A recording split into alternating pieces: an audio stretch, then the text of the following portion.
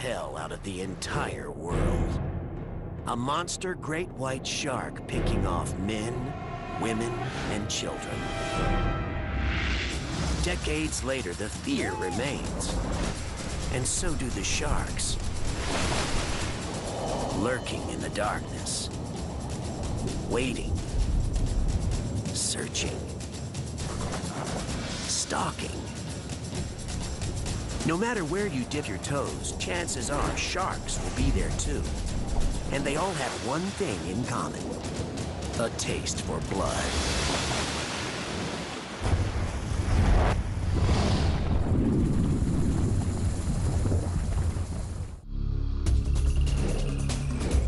There are nearly 400 different kinds. Scary, ugly, funny-looking, freakish. They can be teeny tiny to monstrously massive. But know this, they're all killers. And we've got 10 of them on their deadliest behavior. These are the bad boys of the sea, and it's time to discover what really goes on through the eyes of a master predator.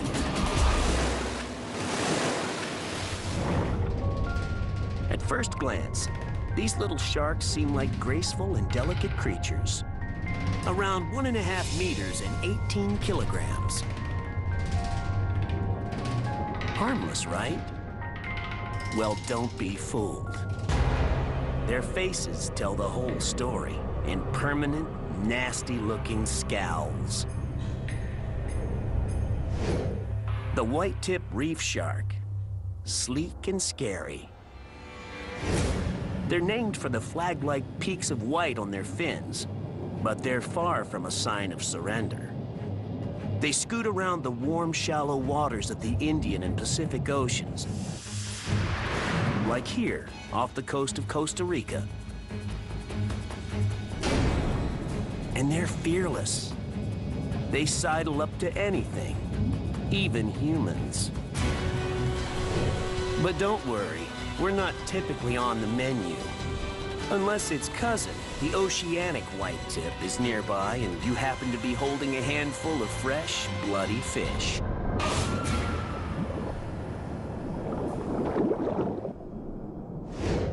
Besides, most of the time, white-tip reef sharks just sleep the day away, lazing about on the ocean floor or hiding in ledges and caves. Sometimes they even crash out on top of each other.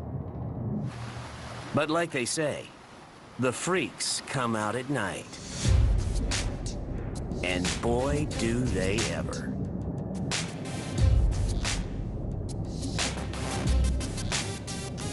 They blanket the ocean floor by the hundreds.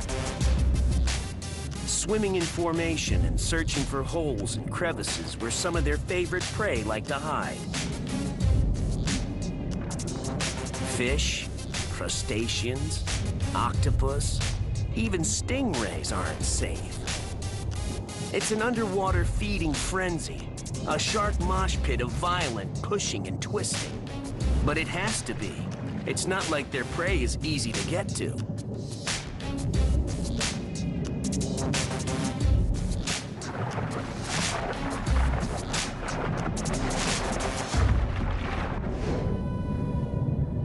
An entire third of the white-tip's brain is devoted to smell. Whipping their heads from side to side sends water flowing over millions of olfactory cells, which help them sniff out meals or drops of blood a mile away. And these guys also have a sixth sense. Tiny black pores on their noses, called ampullae of Lorenzini, allow the white tip to sense electrical charges in the water, like the splashes given off by a doomed fish. They jam themselves into the tiniest of spaces, and despite their tough skin and perfect physique for the hunt, not all of them escape without battle wounds. Once prey is caught, it's a fight between the top and bottom teeth to chomp it up into bite-sized chunks. Perfect for breaking down a big reef fish dinner. The white tip, small but deadly. So size doesn't seem to matter when it comes to sharks. You don't have to be huge to be scary. or an effective killer. Which is good news for these guys because even though they're not very big, they pack a mean punch. The blacktail, also known as the gray reef shark. And this is one of their favorite places to congregate, by the dozens. 1,900 kilometers off the coast of Africa and around the island of Mauritius, where the dodo bird once squawked. It's an intricate maze of reefs, caverns, caves, and some pretty funky pits that attract the gray sharks. The pits look like they were created by giant whirlpools, and their shape actually turns already turbulent water into violent vortices. But for grays, it's the perfect home. And they come in hordes, 50, 60, 70, about 15 meters down. Like their white-tip cousins, grays average around 1.5 meters and 23 kilograms. They're curious, brave, and downright dangerous when provoked. They even have the same grumpy grins on their faces. But this isn't just grown-up territory. It's also a nursery. Most of these sharks are young. Females usually give birth to 1 to 4 pups per litter. So with dozens of little ones floating around, at least 10 to 15 moms are delivering. Why they come here to these secret foaming waters is a mystery. Maybe it's because there's protection in numbers. The pups still run the risk of being hoovered up by a hungry adult. Or maybe it's because all the bubbles create more oxygen. Since they have to swim to breathe, this might give them a much-needed break. And they can save up their energy for nighttime when they do their best hunting. For the kids, there's an added bonus. Extra oxygen gives them more energy to grow. It's kind of like a washing machine or jacuzzi. The waves churn up, crash against the island, hit the rocks, and the oxygen water shoots right down into the pit. The sharks love it. Eventually, they gather up and start moving out. Then, they hit the reef to hunt. Gray reef sharks normally hunt on their own. But here, they work in a big mob, like a bunch of aggressive juvenile delinquents, scouring for food. It's quick, efficient work. Because they're physically designed to dominate in this kind of environment. A long, thin body, big fins, rounded snout, and a mouthful of sharp, pointy teeth make easy pickings of fish, squid, crustaceans, and cephalopods like octopus.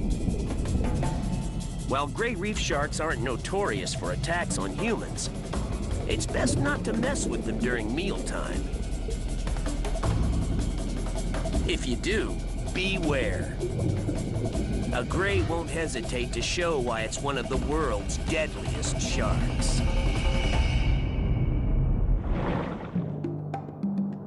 It's sleek, curvy, and loves to slink around warm, shallow waters, devouring decadent seafood and having more sex than James Bond.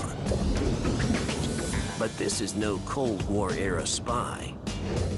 This is the nurse shark. Okay, sure, they're usually pretty harmless, but not when it comes to their romantic escapades. Like 007 himself, interrupt a steamy session and things could turn deadly. Nurse sharks kind of look like giant catfish, with their signature curled, hinged mouths and puckers that suck in food with the power of 8 vacuum cleaners.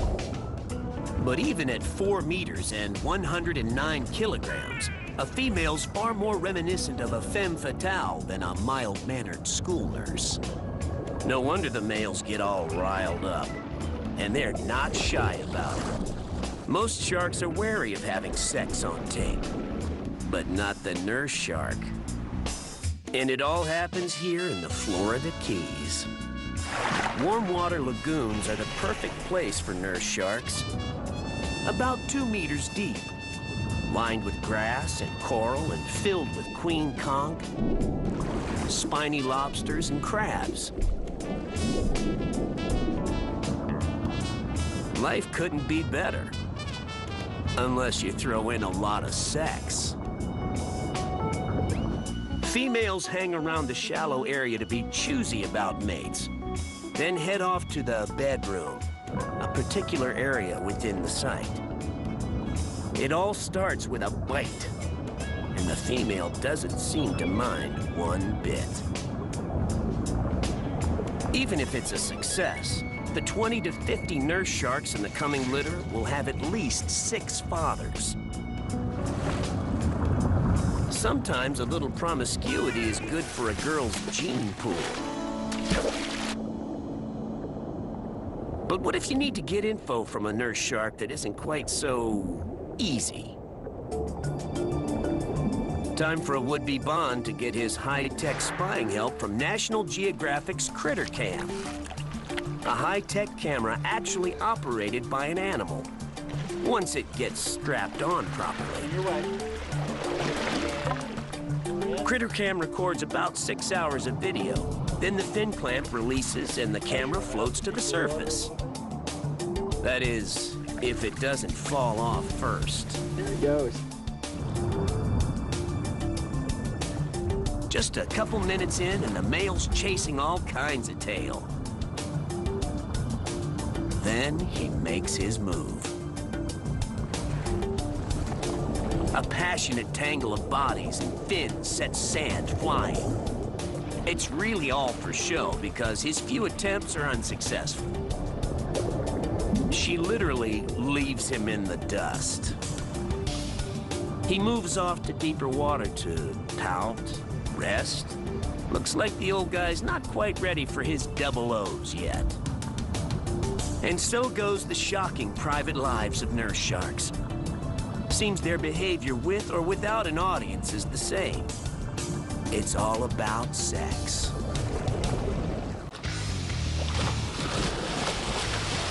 He's the bad boy, the bully, the thug. He's got attitude, aggression, and testosterone. Tons of it. He doesn't just bite once.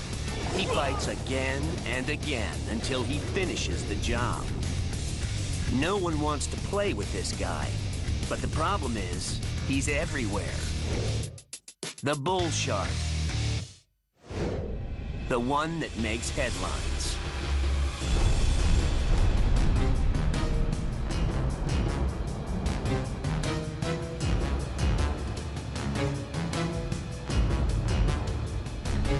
The one that attacks. The one that kills. One of the top 3 for fatal attacks, as a matter of fact, along with the tiger and the great white. Bulls can grow to more than 3 meters and up to 227 kilograms. They get their name from their short, blunt noses that are wider than they are long. They're fast and slick, and they're not picky about what they eat. Fish, dolphins, even other sharks are on the menu. Yes, humans rank up there too, but not because we're one of their favorites. Bulls like to cruise shallow, warm water, as shallow as 3 feet, and so do we. So it's no surprise to have run-ins now and again. Oceans, lagoons, bays, rivers, you name it, and there's probably a bull there. Probably because they're armed with all kinds of neat stuff. Like super teeth. The uppers are big and heavily serrated, while the lower teeth are narrow and lightly serrated. And even when they fall out, no big deal. One more drops into place every single time throughout the shark's life.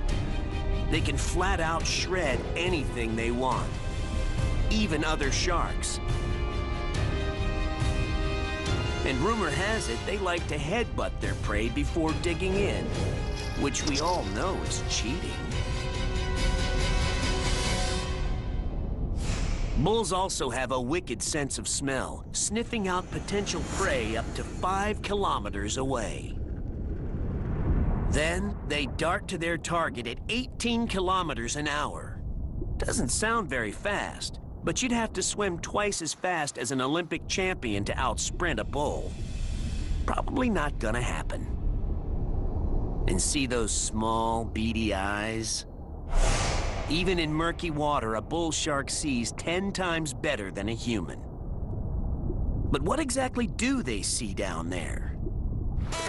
The only way to find out is to hook a bull and strap on a critter cam. Oh, we got something, I think. Probably a bull. Beautiful. Okay, we've got the critter cam almost on now. They attach the camera to the shark's dorsal fin. And this little juvenile male, What? is off! Yes! Yeah! Yes! He makes a quick getaway. As is fitting for a bull's reputation, it's probably prowling for its next meal. So beware. An arsenal of weapons, a bad temperament, and an appetite for just about anything might get you into trouble with this guy. Ah, Alaska. Frozen fjords, peaceful mountains, and stunning rivers. So what's this vicious killer doing here? Air shark! This is the salmon shark. Not a very daunting name, but what other shark can survive in near freezing water? Every spring, 2 migrating species meet up in a head-to-head battle. Hungry salmon sharks and spawning salmon. The sharks travel thousands of kilometers from California to feast. The salmon travel thousands of kilometers from the open ocean to reproduce. And it all happens here, Prince William Sound. The fish have to pass through fjords to spawn in the Sound's freshwater mountain streams, so the sharks gather there to eat them up. But salmon are small and fast compared to the bulk of their opponent. Up to 3.5 meters and 454 kilograms. They are, after all, the great white's cousin, but we'll get to him later. Salmon sharks are streamlined to cut through frigid water quickly. And they're practically invisible. They have an expert sense of smell and hearing. And with eyes perched far forward on their faces, they have sharp binocular vision. Lateral motion detectors and hundreds of electroreceptors around their mouths pick up as little as 1/1,000,000th of a volt from a salmon. And just because they're big doesn't mean they're clumsy. They're surprisingly quick, thanks to flexible fins and a powerful tail. But it's a masterful circulatory system that keeps the salmon shark from freezing to death. It's not like it has fur or a massive layer of blubber to keep warm. Cold water passes over the shark's gills, carrying oxygen to the blood. Then, the cold, oxygenated blood travels through the blood vessels. But along the way, it's heated up by an exchange system called the ratia mirabilia. Basically, veins carrying warm blood from the shark's swimming muscles transfer heat to cooler blood coming in from the gills. And its body temperature rises up to 20 degrees Celsius above water temperature. Good thing, because it looks like dinner's on.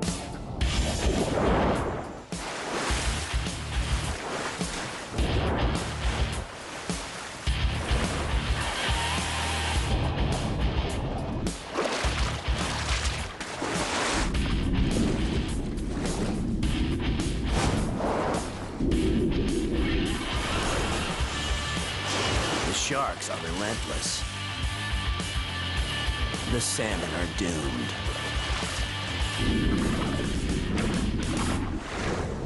Even the fish that survived the massacre face death. For them, this is where life begins and ends. They were born here, and here they will spawn, lay eggs, and perish. The sharks leave the Sound, returning to Mexico for a good time. But they'll be back again next year for the Sharks Gone Wild Spring Break Salmon Fest in Prince William Sound. They're second in line for the most attacks on humans. Tiger sharks. And one of their favorite hangouts is in Western Australia's aptly named Shark Bay. At 5 meters and 907 kilograms, this guy doesn't mess around. Stripes like that of a well-known and similarly named big cat race down the shark's back and sides. And they're all attitude. Even their meals are big. Tigers devour anything in sight. Like garbage trucks of the sea, they eat everything from license plates to boat parts. And they're good hunters. They move constantly, scanning for potential meals. Their gaping mouths come in handy to gauge an object's snackability. But satisfying their shark-sized appetite takes substantial prey. One of their favorites? Try a crunchy 200-kilogram green sea turtle. Or maybe a slippery sea snake. Fanged, poisonous, and deadly. If those won't do, how about an unsuspecting dugong? 450 kilograms of easy meat that tigers just love to snack on. Armed with massive heads, powerful jaws, and huge mouths, not much gets away from a determined tiger. They're quick movers that turn and twist on a dime to catch prey. And they have a wicked sense of eyesight, taste, and smell. Rows of teeth like a bunch of sharp serrated mini-saws make quick work of tricky things like turtle shells. They've also been known to tear through humans from time to time. But it's the typical story of a surfer or swimmer flapping around like a turtle or seal. One can hardly blame a tiger for going after what it thinks is some of its favorite food. Good thing they have slow metabolisms and don't have to eat very often. But they're not all bad. Sure, they chow down on all kinds of stuff. And bottlenose dolphins were forced to swim off to safer feeding grounds. But tigers likely keep both the turtle and dugong populations in check. And they also protect seagrass from being overgrazed, which benefits the structure of the ecosystem. Maybe that's why the tiger's also a critter cam candidate. We got one already. Oh, that's pretty sharp. Look at those stripes. A quick attachment and he's released to do what a shark does best. Swim. And swim he does. Constantly moving from top to bottom, looking for prey. Bottom line, not a good idea to ever tangle with the tiger. Let's face it, this shark looks like a freak. What's with the huge flat head and bulging eyes? This is the hammerhead. Mysterious, fascinating, and deadly. 9 different species can be found in just about any warm, watery place in the world. Scalloped, smooth, mallet head, golden, scoop head, bonnet head, and the granddaddy of them all, the great hammerhead, a 6-meter, 450-kilogram beast. So what's with their big, odd noggins? Shaped like a hammer on both ends and dotted with an eye on each side? Like most sharks, hammerheads rely on a variety of things to hunt, like sight, sound, speed, and agility. But they're also armed with a few extra tricks. A huge olfactory cavity allows them to smell in 3D and snatch prey without even seeing it. So they're master hunters even in the dark. Remember the ampullae of Lorenzini pores? Well, hammerheads have more than any other shark or ray in the world. Their electrosense is so spot on, it can pick up electrical currents down to 100 millionth of a volt. Like the beating heart of a fleeing fish, or a stingray gliding over sand. But hunting isn't the hammerhead's only talent. In the Galapagos Islands, huge schools of scalloped hammerheads look like they're just hanging out having a good time. But a violent shake of the head, a sudden burst of speed, a bizarre dance move, and you've got communication. Almost like they're establishing rules or a hierarchy within the group. Or it could be all about sex. And for sharks, it's anything but romantic. A female white tip finds herself in the wrong place at the wrong time and ends up mating with an entire gang of males. It's pretty likely her offspring will come from multiple dads. But female hammerheads seem to have a bit more say in the matter and get one-on-one time. Maybe traveling in massive groups allows them some protection. Nevertheless, hammerhead litters typically have only one dad. Another cool thing about hammerheads, the pin and pivot. And they wouldn't be able to pull it off without that funky-shaped head. Enter the spotted eagle ray, one of the great hammerhead's favorite snacks. In an instant, one entire wing is gone and it's left in a pool of blood. The shark actually uses its big flat head to pin its prey to the ocean floor. Then it rotates and pivots to pick it up and chomp it up. To see it from their point of view, enter Critter Cam. We got a big hammerhead on this line. This is awesome. They suit up their volunteer. We just gotta get this critter cam angled properly. This animal's still in really good shape. Perfect, just what we want. Okay, ready? Then he's released to start shooting his very own travel video.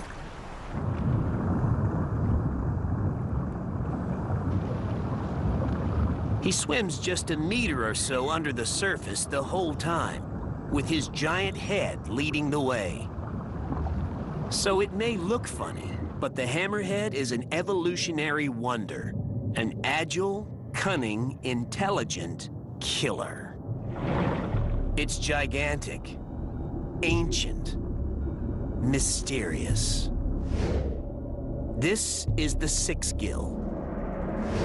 And it's hardly changed since the Jurassic era, 200 million years ago. The best way to see one is in a sub. Hundreds of meters below the surface. In the cold, dark abyss. Not an easy place to get to. And not an easy place to live. Here, the Cayman Trench plummets 5 kilometers down, where only the hardiest, weirdest creatures survive.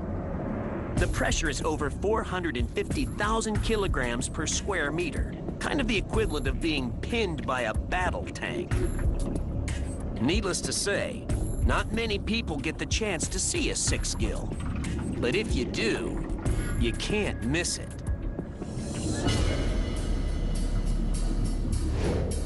Most sharks only have 5 gills, but these boys have a 6-pack.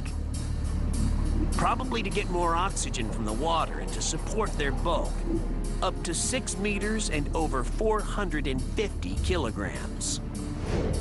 Not only do they have 6 gills, they have 6 rows of teeth to match, and they won't hesitate to use them, even on each other.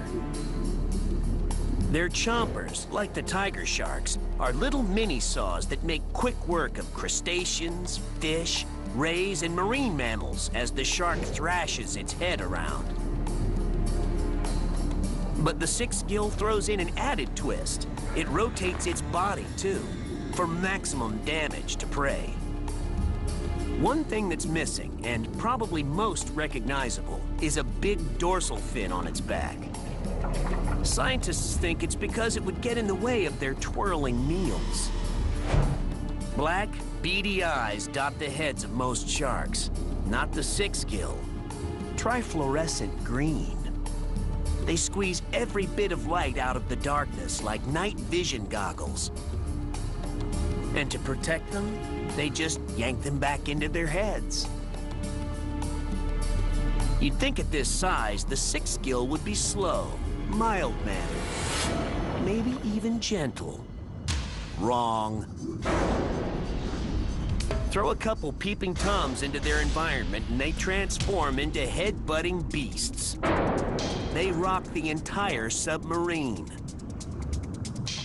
Just like any shark, they pick up even the smallest electrical signals, and the sub is overloaded with them. When ramming's not enough, they resort to what they do best, and try to eat the sub. Although 6 gills hang out in the deep most of the time, they have been seen in shallow waters. Turns out, as the sun goes down, they come up to breed and mix up their meal options. No matter where they are, this is one prehistoric predator you don't want to run into. This is the scariest shark ever. The one that attacks more humans than any other shark in the world. And it's scared the daylights out of people since 1975, when a little old horror movie named Jaws came out. No wonder it was based on the great white. After all, they're master predators, and they're humongous. 4 to 6 meters and up to 2,300 kilograms. But the great white is far more than a brainless slab of muscle. They're smart, sleek, and built to dominate, especially when it comes to dinner. To help sniff out a tasty meal, a couple hollow tubes called lateral lines alert the great white to any nearby disturbance, like a human leg or playing prey. Tiny little hairs go haywire, as if they're actually feeling the water for food. The shark waits for the perfect opportunity to ambush its victim in the deadliest possible way, from below and behind. In a violent burst of speed, the great white lunges like a missile at speeds up to 40 kilometers an hour. Whatever's on the receiving end usually isn't long for this world. The bottom teeth hold the hapless prey in place, while the tops slice off easy-to-eat chunks. If any of them succumbs to the fight, no biggie. Hundreds of others, like soldiers lying in wait, are ready to march into place. What's totally weird about the great white, at least from the neck up, is that its jaws aren't even attached to its head. They just hang around under its brain until a killer bite's needed. When that happens, the nose rises in the air, the mouth opens, the lower jaw pushes down, the mouth opens wider, then muscles and grooves in the skull actually shove the upper jaw forward, and out come the massive gums and teeth. The lower jaw lifts, catches the prey, and then the snout slams down with about 317 kilograms of force. Clearly, this is a shark designed to kill. And sure, it's got all the tiny electro-sensing pores, just like any other shark. So it's a great movement detector. But what it really relies on are its eyes. For such a monstrous-looking fish, it's pretty funny to see a great white spy hopping, popping its head out of the water to see what's going on in the world. Even underwater, with hardly any light, great whites have no problem seeing or hunting. When it's dark, light bounces into their eyes off reflective plates behind their retinas so they can see. Too bright, and the plates transform into a cool pair of built-in sunglasses. And you can try to poke one of its eyes out in defense, but they'll already be rolled back and protected, so that won't work. That's why scars are always found around the eyes and not on them. Flailing prey definitely leaves a mark, but none that'll get in the way of a great white's game. And it's one with a wide distribution. They patrol the Pacific, Atlantic, and Indian Oceans. Australia's where the most attacks on humans occur, since surfers and swimmers are constantly hitting the beaches.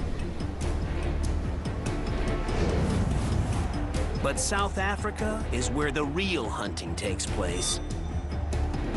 And it doesn't always happen underwater.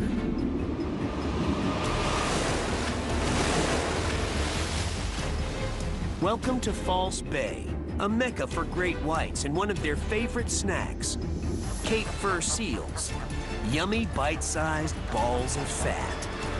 It's hard enough to outswim and outsmart a great white when you're healthy. Try it injured and you may as well cash in your chips.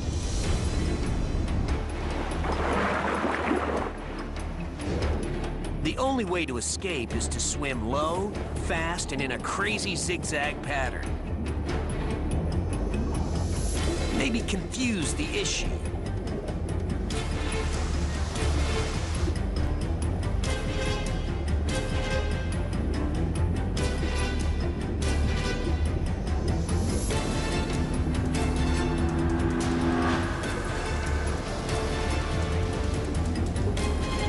But for those who don't know any better, they pass right through the kill zone. Some for the first and last time.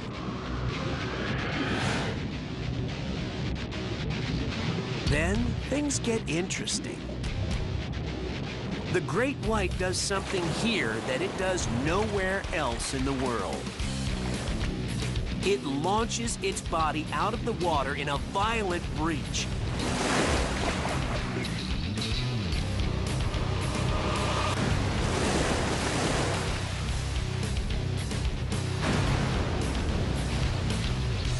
Seals get tossed around like rag dolls. But what's the deal? Why don't they just snatch them out of the water like regular sharks? Seems it all goes back to the game. A game of hide and seek. You wouldn't think a shark this big could hide, but it can. It scooches down to the bottom of the ocean where the water's murky. Here, the great white's perfectly camouflaged because the gray on its back hides it from prey swimming overhead. It hovers and waits, eyeing its next victim. Then, as if shot out of a cannon, the great white bursts through the surface of the water, blasting the seal with a fatal blow on the way. And it's game over.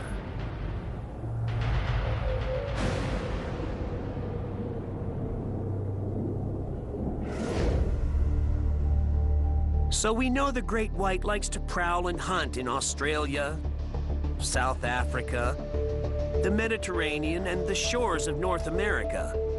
But what about the high seas? They're marvels of engineering, but can they take the tough conditions and freezing temperatures of the deep? Turns out they can. One great white was tracked on a 19,000-kilometer round trip from South Africa to Australia in just 9 months, swimming near the surface for long periods of time, then diving as much as 900 meters in short spurts to hunt. But it's freezing cold at 900 meters. So this marvel of engineering is armed with more than just good eyesight and a talent for picking off seals. It's all about the circulatory system. Humans have a 4-chambered heart, but a great white only has 2, which you'd think would be a disadvantage. Not really. Plenty of blood still gets pumped around this 6-meter fish. Things get even better when the gills kick in, and the great whites are massive. They have 10 of them, and each one has thousands of folds called lamellae. They're loaded with blood vessels that take in oxygen and release carbon dioxide. But beyond the heart and gills are veins and arteries that cover heat-producing muscle and warm the shark's blood. Even in frigid temperatures, the great white floats around as much as 10 degrees warmer than the water it's swimming in. No wonder traveling thousands of kilometers in a cold open ocean is no big deal for this guy. He's got it all. From head to tail, the great white is a master of its domain.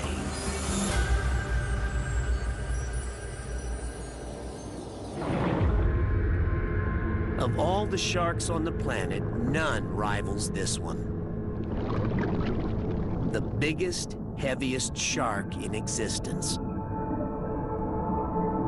12 meters and 18,000 kilograms. Powering through Belize's Great Barrier Reef.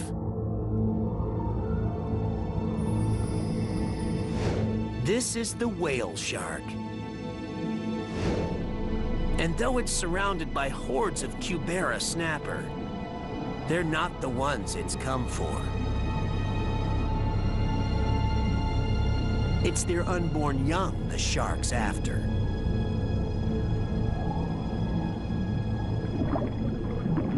And like most nightmares, it all happens under a full moon.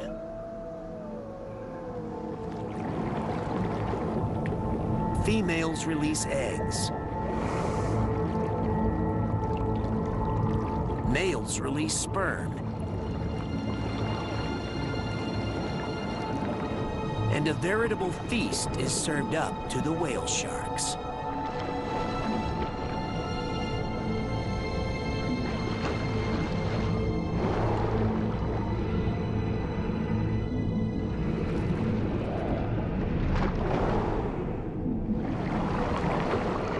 Then, as an added benefit, Dog Snapper joins the festivities and adds an entire second course to the menu.